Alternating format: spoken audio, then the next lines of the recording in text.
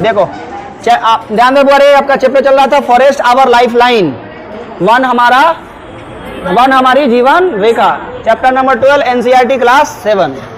ये all India के बच्चे पढ़ते हैं, क्लास 7 एनसीईआरटी है ना। 7 में जो बच्चा है पूरे बिहार यूपी जहाँ का हो, 28 राज्य 8 केंद्र शासित प्रदेश सब, ठीक है।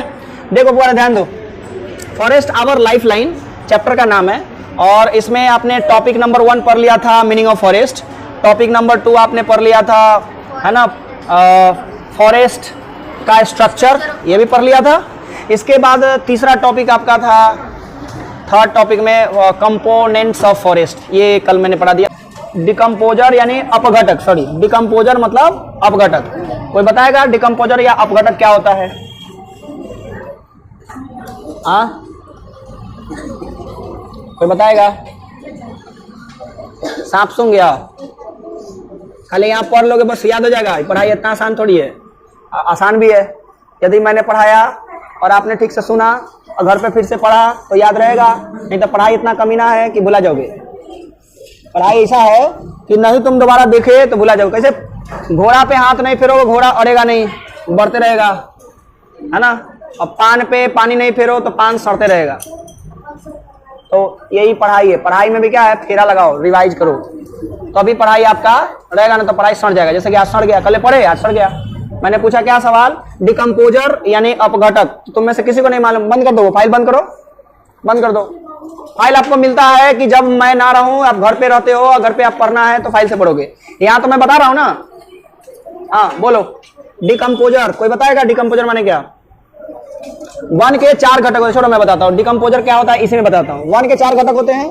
कितने घटक होते हैं? 4। सबसे पहले प्लांट्स, उसके बाद एनिमल, उसके बाद डिकम्पोजर और 4 में स्कैवेंजर, 4 में स्कैवेंजर। सबसे पहला घटक है प्लांट जो कि ऑटोट्रॉफ है, हम लोग को भोजन देता है। नंबर 2 में क्या है? एनिमल। नंबर 2 में एनिमल। एनिमल 2 तरह का होता है, हर्बीवोरस, कार्निवोरस। इंसानों के लिए है वेजिटेरियन, नॉन वेजिटेरियन, मोकाटेरियन, वो इंसान के लिए है। इसके बाद आप पढ़े थे तीसरा डिकम्पोजर, जिसमें मुख्य रूप से 2 एग्जाम्पल आते हैं, बैक्टीरिया और फंजाई, कवक और जीवाणु।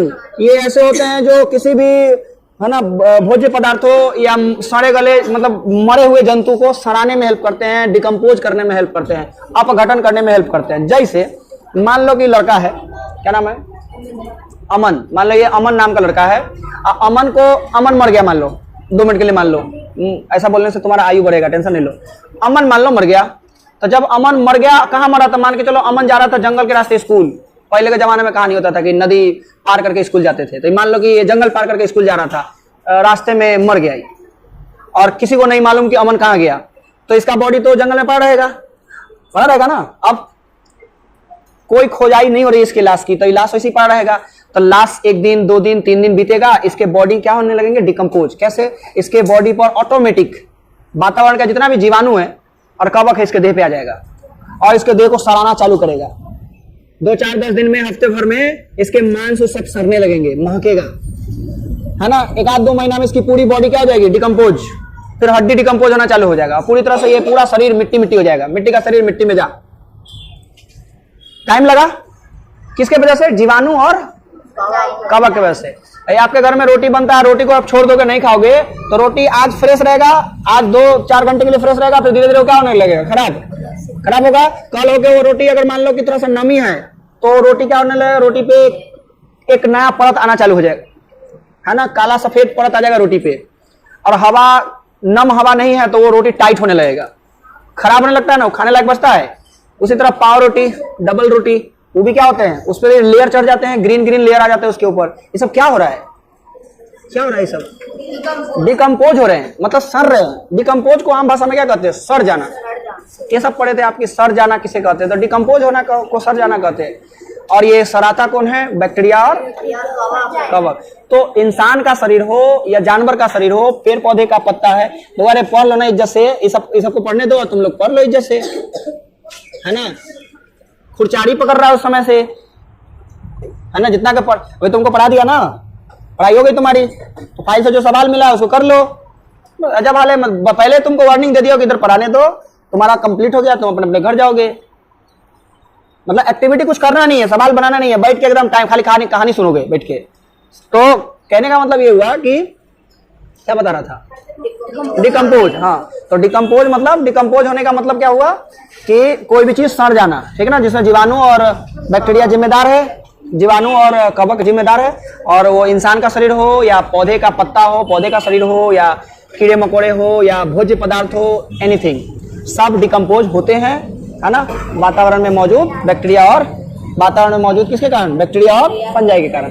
तो ये ही कहलाते हैं डिकम्पोजर, इसी को क्या कहते हैं? डिकम्पोजर। और चौथा आप पढ़े थे स्कैवेंजर, मुर्दाखोर, है ना, क्लीनिंग एजेंट ऑफ एनवायरमेंट, हमारे पर्यावरण के सफाई कर्मी, जैसे, है ना, ये क्या करते हैं, जैसे बैक्टीरिया वायरस सड़ाने में टाइम लगेगा। अब मान लो ये से अगर कोई जानवर देख लिया, इसको सियार देख लिया, है ना, ये मरा हुआ है, और सियार देख लिया तो सब मीट नोच नोच के खा जाएगा। जंगली कुत्ता देख लिया, मीट नोच का खा जाएगा इसका। गीदड़ देख लिया, भेड़िया देख लिया, इसका सारा मीट नोच के खा जाएगा। तो सड़ने में टाइम की जरूरत नहीं है, सड़ेगा बाद में। जो मीट है, मेन मीट खाओ के सब बराबर कर दिया, सब एक के दो दिन में साफ हो गया कि नहीं? लास्ट जो पड़ा हुआ था जंगल में साफ हो गया, इसलिए इसे कहते क्या? Cleaning agent. समझ बात? मुर्दाखोर है, मुर्दा है उसी को खाता है। शेर बाघ शिकार करके खाता है। शेर जो है ना जंगल का राजा, इसी नहीं है, शिकार करके खाता है, शिकार, है ना, किसी का शिकार किया हुआ नहीं खाएगा। और अंदर से शेर और बाघ में बड़ा डिफरेंस है। शायद कभी बताया होगा कि शेर जो है, शेर, वो हमेशा अपने आप को वरीयता देता है कि हम राजा हैं। कैसे?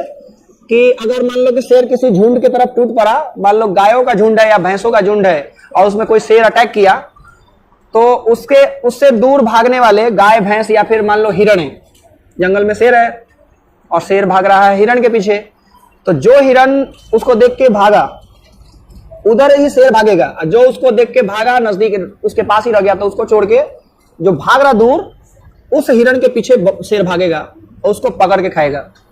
क्या है? क्यों भागा? हमको देख के, है ना, हम शिकार करेंगे तुम्हारा, ऐसा रहता अंदर से टेंडेंसी शेर का, ऐसा प्रवृत्ति रहता है। तो शेर इसी जंगल का राजा नहीं है। ये सब पढ़ लिए थे आप क्या? हाँ।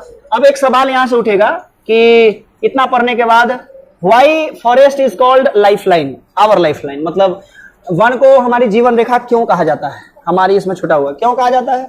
The forest provide us with a large number of products, they also purify air and water quality and maintain soil moisture and climate, so they are called lifeline, है ना। हिंदी में बोलेंगे कि वन हमें बड़ी संख्या में उत्पाद प्रदान करते हैं, खाने पीने की चीजें उत्पाद है।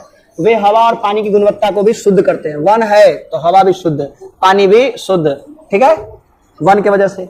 और मिट्टी की नमी बनाए रखता है और जलवायु को मेंटेन करके रखता है। तो ये सारा फैसिलिटी की वजह से हम लोग जिंदा है, हमारा जीवन बहुत बेहतरीन तरीके से चल रहा है। इसलिए वन हमारे लिए क्या है?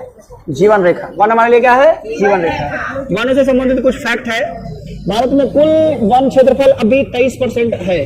पूरा भारत का जितना जमीन है उसमें कितना वन क्षेत्र है? 23%।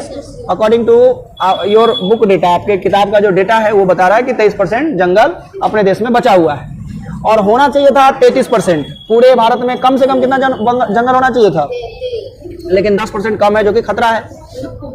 According to the national forest, वही लिखा है 33% वाली बात। मध्य प्रदेश में भारत में सबसे ज्यादा जंगल है। पूरे भारत में सबसे ज्यादा जंगल का मध्य प्रदेश। और भारत में सबसे कम जंगल जो है वो हरियाणा में है, मात्र लगभग 3.5% है। सबसे कम जंगल कहाँ है? हरियाणा में। चूंकि आप गुजरात में पढ़ रहे हो तो आपको एक चीज और जानकारी रखना पड़ेगा कि गुजरात में वन का प्रतिशत कितना है, तो 11%। गुजरात में कितने वन है? 11% वन है। गुजरात का भूभाग 11% वनों से ढका हुआ है। कुछ और सवाल जो आपकी किताब से रिलेटेड है वो है कि इंपॉर्टेंस ऑफ फॉरेस्ट, वन का क्या महत्व है? भाई वन का तो बहुत सारा महत्व है जो हम पढ़ रहे हैं लगातार। वन का महत्व number 1, forest provide many useful product. One का पहला महत्व यह है कि वन हमें अनेक उपयोगी उत्पाद प्रदान करता है। क्या क्या प्रदान करता है? तो हमें ना लकड़ी, शहद, गोंद, सीलिंग वैक्स, कत्था, फल, तेल, मसाले, प्राकृतिक रबर, कॉर्क, रंग, औषधीय पौधे और मवेशियों के लिए चारा, ये सब कौन देता है?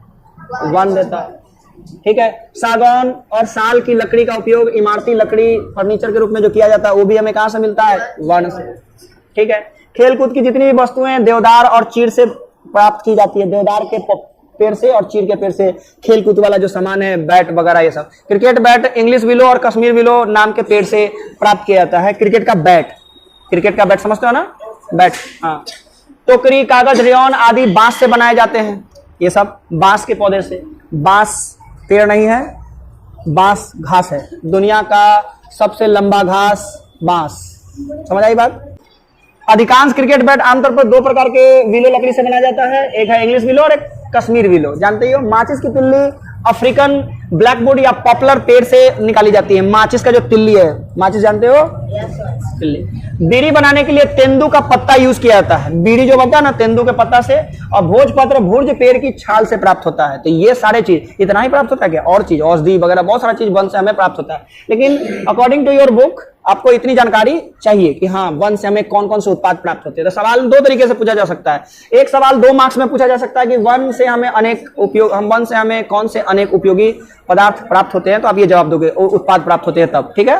ये अंग्रेजी में पूछा जाएगा कि विच forest product useful forest product can be obtain from the forest. तो ये आप बता सकते हो जवाब में। तो एक जवाब ये हो गया।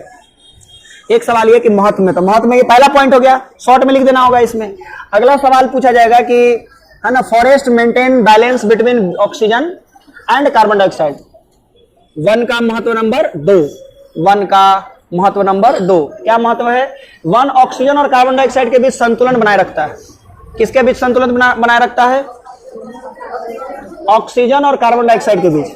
हम लोग जितनी मात्रा में है इस धरती पे, है ना, ऑक्सीजन सांस लेते हैं और CO2 छोड़ते हैं। इसका मतलब ऑक्सीजन का सांस लेना जितना जरूरी है, उतना जरूरी है कार्बन डाइऑक्साइड का छोड़ना। क्योंकि हम लोग जितना कार्बन डाइऑक्साइड छोड़ेंगे वो पौधा लेगा, रिसीव करेगा, और उसके द्वारा छोड़ा गया, रिलीज किया गया CO2 हम लोग, है ना, सॉरी, उनके द्वारा छोड़ा गया O2 हम लोग सांस लेंगे।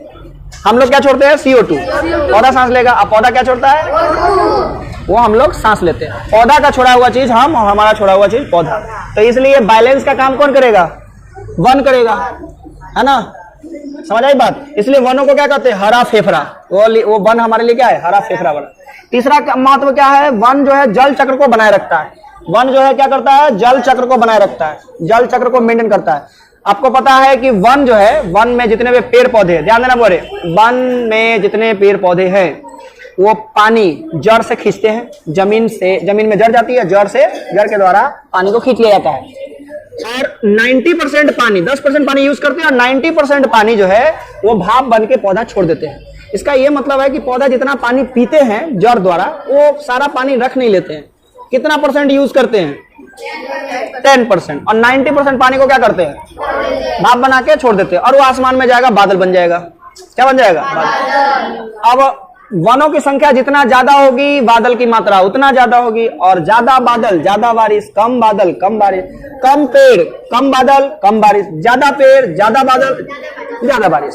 इसका मतलब बारिश के होने का एक कारण, बारिश में के लिए जो बादल की जरूरत है उसका मेन कारण क्या है? वन। यानी जल चक्र को बनाए रखने में वन की जरूरत है। ठीक है। खाद्य श्रृंखला, वन अगर है, वन है तो फूड चेन चलता है। वन नहीं होता तो फूड चेन चलता नहीं। वनों के वजह से फूड चेन चलता है। वनों के वजह से क्या चलता है? Food chain. तो फूड चेन किसके वजह से चलता है? वन के। जिसमें वन में एक जीव दूसरे जीव को खाता है। यानी हिरन को खाएगा शेर, और उल्टा बोल दिया, पहले घास को खाएगा हिरन, और हिरन को खाएगा शेर। तो ये सीरीज चल रहा है कहाँ पे? वन में। तो ये आहार श्रृंखला में आएगा। किसमें आएगा? आहार श्रृंखला। आहार का श्रृंखला चल रहा है। घास के मैदान होगा तो उसमें घास को खाएगा टिड्डा, टिड्डा को खाएगा मेंढक, मेंढक खाएगा सांप, और घास, हिरन, शेर। ये घास के मैदान में क्या है? आहार श्रृंखला है। क्या है? आहार श्रृंखला। एक तालाब में भी आहार श्रृंखला बन सकता है। अगर वन के अंदर तालाब है तो तालाब में शैवाल, शैवाल क्या होते हैं? वनों के अंदर शैवाल क्या होते हैं? वो हरा हरा पौधे जैसा दिखता है। शैवाल को खाएगा छोटी मछली, और छोटी मछली को खाएगी बड़ी मछली, और बड़ी मछली को इंसान खा जाएगा। इस प्रकार से आहार श्रृंखला चलती रहती है। चलो मान लो इंसान वहां नहीं पहुंचता, तो फिर भी शैवाल से छोटी मछली से बड़ी मछली, ये क्या है? आहार श्रृंखला। समझ आई बात? तो अब आपका चैप्टर हो गया यहाँ से complete. NCERT text book solution है, आपको खुद से करना है। नहीं आएगा वो मैं बताऊंगा। कोई डाउट, परेशानी, दिनाई, नोचनी, खाज खुजली बोलो। नहीं ना? आ गया समझ में? ठीक है। इसको